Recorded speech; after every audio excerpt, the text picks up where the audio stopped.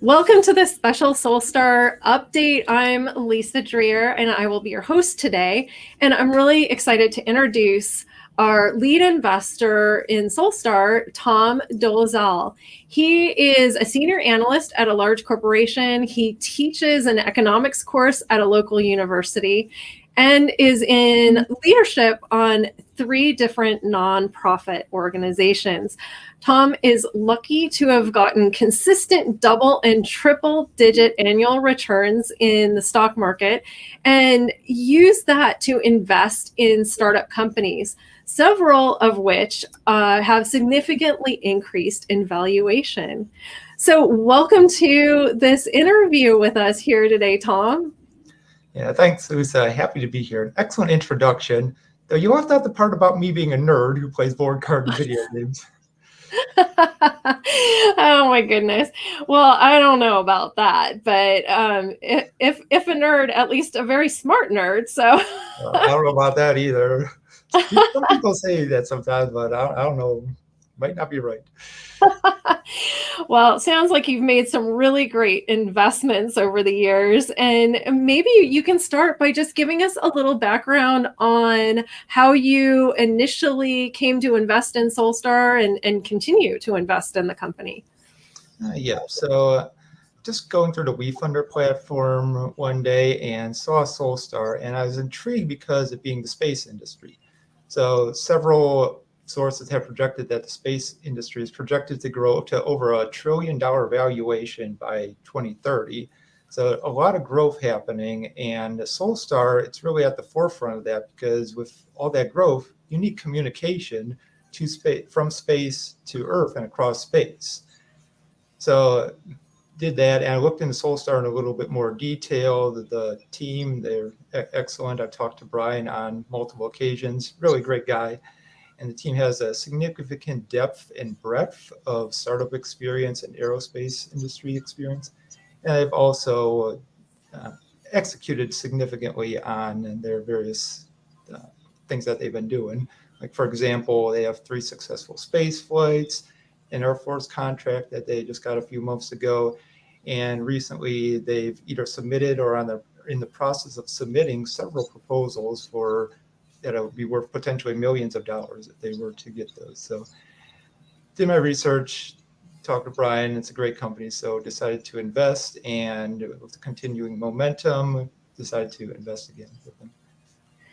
Great. Wow. So as an experienced investor, what is your perspective on this kind of enormous amount of interest in investing in the space industry and satellite industry?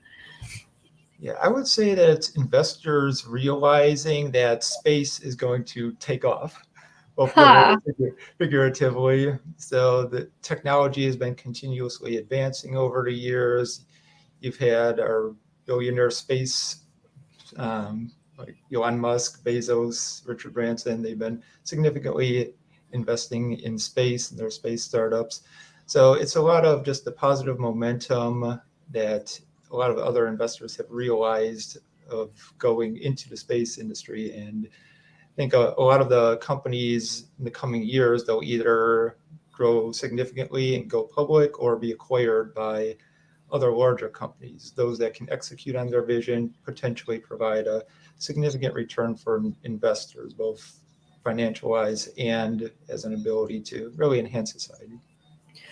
That's great. I think that, from a space perspective, right, if you're not someone that's in the industry, it can be really challenging to evaluate companies in this area. So, how would you recommend that people should go about looking at potential space investments like Solstar Space? Yeah, so unfortunately, the space industry is a little bit new, so there's not a whole lot of research out there about that. So just like Googling space industry research and just doing that, there are several articles by large investment banks that go over kind of a space sector 101 and what they see about that from a financial perspective. So make sure to always kind of do your research for that. Yeah, absolutely. What are some of the things that you look at when you're trying to evaluate a company maybe specifically in the space industry or other industries that maybe you aren't as familiar with? Yeah, so a few things that I look at.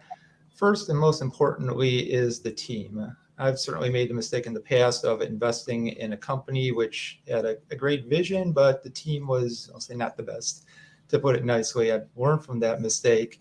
You really have to evaluate the team. Do they have startup experience? Do they have experience in the industry, i.e. aerospace for a space company? Have they demonstrated success either with past companies or with their current company? And are they good people that are actually like looking out for your best interests? Because unfortunately, not all people are the best.